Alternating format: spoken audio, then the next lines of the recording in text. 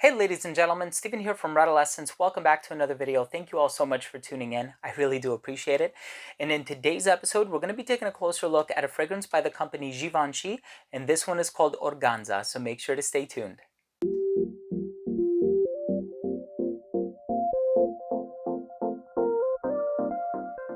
This fragrance was released in 1996. The perfumer behind this composition is Sophie Lab. Sophie Lab has also made fragrances for Bulgari. She's made many of the flankers associated with this particular fragrance. She's done fragrances for Mimo Paris and Floraiku, which is a sister company. She's also done fragrances for Salvatore Ferragamo, a very extensive library, if I could say that.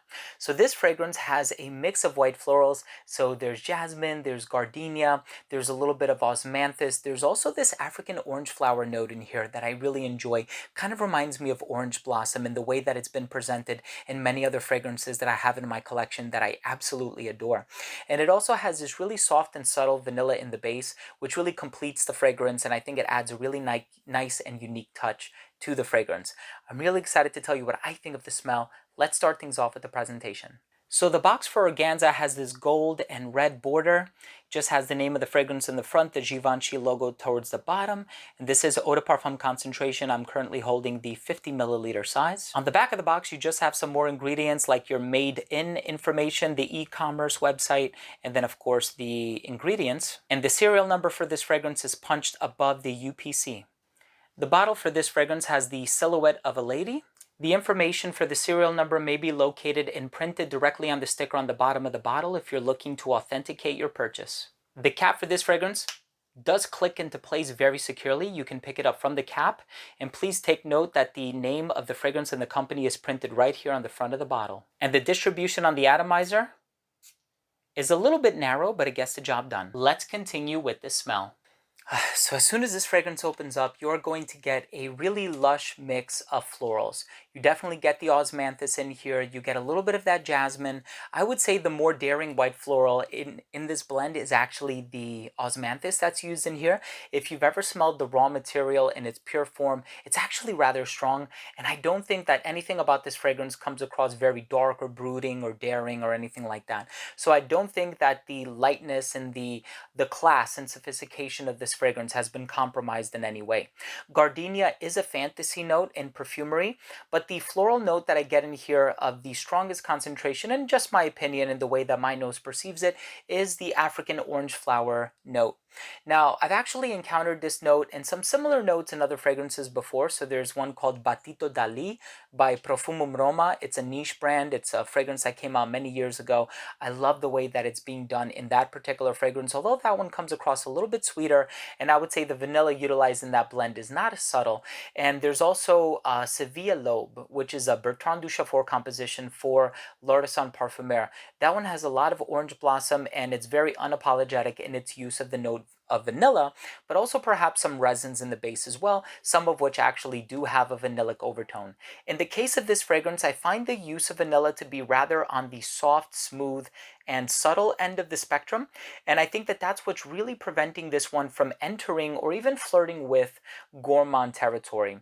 This is a floral fragrance through and through, and I think the lack of fruity notes is refraining from its inclusion into the fruity floral genre.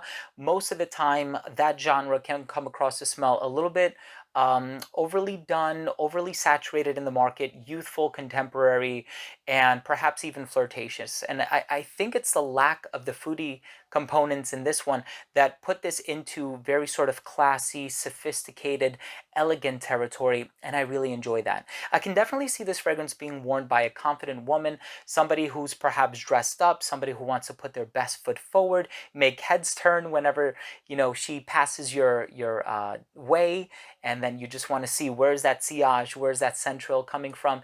And I think that for a fragrance of its time, and yes, it was released quite a number of decades ago, this is a really wonderful fragrance, this 1996 release, Organza by Givenchy. Let's go ahead and finish things off with my overall assessment. Now, first up, in terms of the uniqueness and the overall smell, of course, there are a lot of other fragrances out there that utilize notes like jasmine, African orange flower, osmanthus. So this is yet another addition to those types of scents. However, I do feel as though it's done in a unique way. Like I said, it does definitely lack a fruity component that would have put it in potentially like a fruity floral genre, and the presence of the vanilla and some of the sweeter, more resinous ingredients in the base are not necessarily overly sweet, so it doesn't flirt with gourmand territory in any way. The overall smell is incredibly pleasant, and definitely a fragrance I would recommend if you're looking for something within this style and perhaps you find Sevilla Lobe to be a little bit too sweet for you. This is one that you may opt for, just something that is mostly floral. In terms of the longevity on this one, it's great. I got about 8 hours on my skin. Projection was solid for the first 2.5 to 3 hours. It did become a skin scent up until the 6 hour mark, 6.5 hours or so. And what I can say is every time that I've smelled this fragrance on my mother, who, like I said, would wear this one for many, many, many years, it's part of her personal collection. It always just boomed and radiated off her skin. So you're definitely going to get noticed when you wear this one. In terms of the versatility on this fragrance, I do find it to be rather versatile. I think that this is one that you can wear dressed up, dressed down. There's a bit of classiness and sophistication and refinement that is conveyed by the floral ingredients. And I think that this is one that you can also wear when it's a little bit colder outside, just because the longevity on this one is really, really good. I probably just wouldn't wear this one in the dead of summer because I can see how the strong concentration of the florals could possibly choke somebody out. It could be a little bit overwhelming, especially if you over apply. The presentation on this one is just super iconic. I know there's people who have seen this bottle before. It does definitely remind me of I Love Love Cheap and Chic by Moschino, which is, it looks like olive from Popeye. But nonetheless, my final verdict on this scent is if you are a fan of floral ingredients, especially white florals, you don't want something overly raunchy or animalic or indolic, and you also don't want something that veers into fruity territory and kind of smells like everything else and fragrances that the market is already saturated with. If you want a timeless classic, that's what this is. It's a timeless classic. Definitely try Organza by Givenchy. So there you have it, ladies and gentlemen. Thank you so much for tuning in. That was my review of Givenchy's Organza. If you own or have tried this fragrance, I would love to know what you think. Go ahead and leave a comment down below. Also, if you are new to this channel and you took something of value from this video, I would really appreciate it if you could support this channel by subscribing to it. It's easy and it's free. All you need to do is click that red button in the corner. And this way, whenever I do upload future fragrance related videos, it will get delivered straight to your feed, straight to your cell phone, whatever device you're viewing it on. This way, you never need to worry about having to search up any of my future content. And of course, that includes fragrance reviews like this, top 10 videos, giveaways, unboxings, special guests, interviews, and a whole lot more. Thanks again for watching. I love you all. We'll see you very soon. Bye.